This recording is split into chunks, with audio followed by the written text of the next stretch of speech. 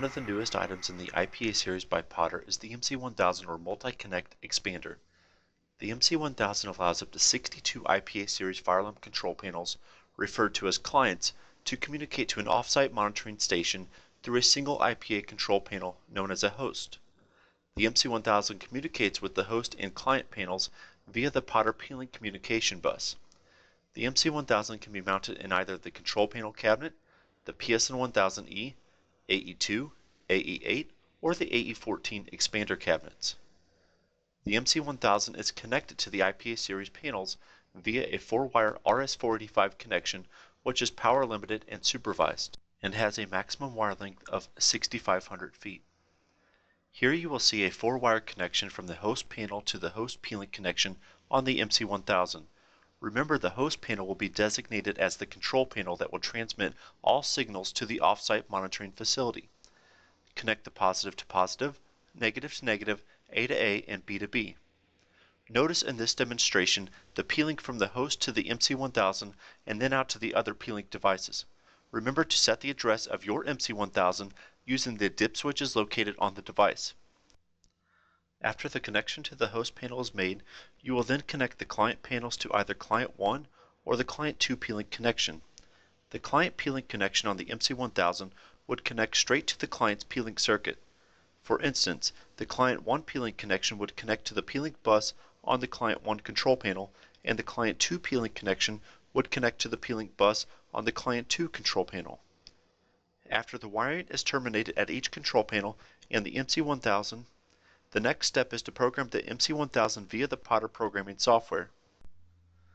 So now with the Potter programming software open, you will start with the host panel by selecting the MC1000 and choosing host or client.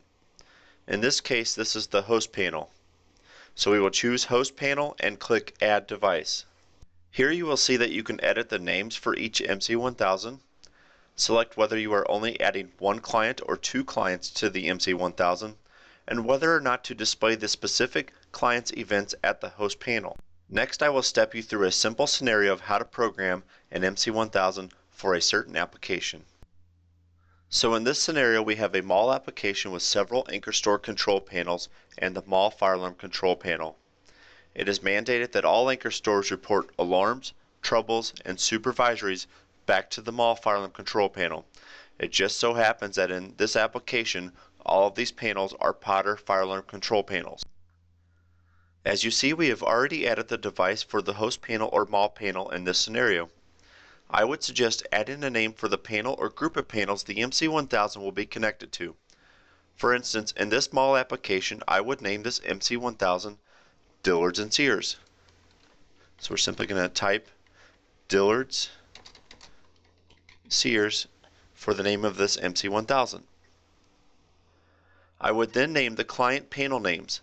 This will allow for ease of troubleshooting at a later time. Client 1 in this instance will be Dillard's. Client 2 will be named Sears. I would then add a second MC1000 for the other anchor store and name this one JCPenney. So again, we will go to add device. You'll see that this one is now addressed to. We will double click on the name, simply type JCPenney. We will then go to the Client 1 panel name, and again, name this JCPenney. And then we will leave Client 2 panel name alone. We will keep it there for future use. So for the MC1000 that is addressed as 1, I would checkmark that Client 1 and Client 2 would be in use to connect to both the Dillard's and Sears stores. I would also checkmark that both of the panels from the anchors would need to display on the host panel located in the guard's office for the mall. Now we would need to configure our second device for JCPenney. This time, however, we will only configure Client 1 in use and display on host for Client 1, as Client 2 is not being used at this time. Now that the host panel software programming is complete, you will need to add the MC1000 to each of the client panels. After opening the client software, you will then choose MC1000 on the left-hand side. This time when adding a device, you will select Client instead of Host and then click Add Device. Now that you have added the device, you will need to name it if you would like, I will name this one Dillard's. Simply double click and type the name as you wish. After naming the device, you will need to select whether this panel is connected to Client 1 connection or Client 2 connection on the host panel's MC1000. This one is Client 1 on the host panel's MC1000. You will follow the same steps for any additional client panels on the system.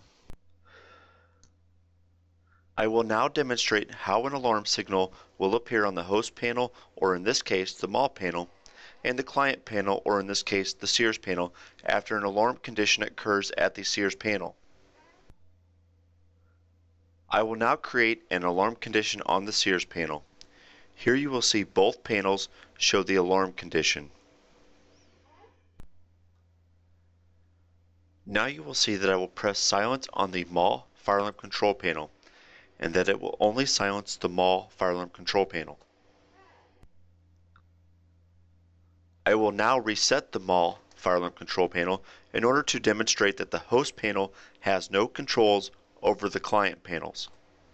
You will notice that the alarm condition reactivates on the mall fire alarm control panel.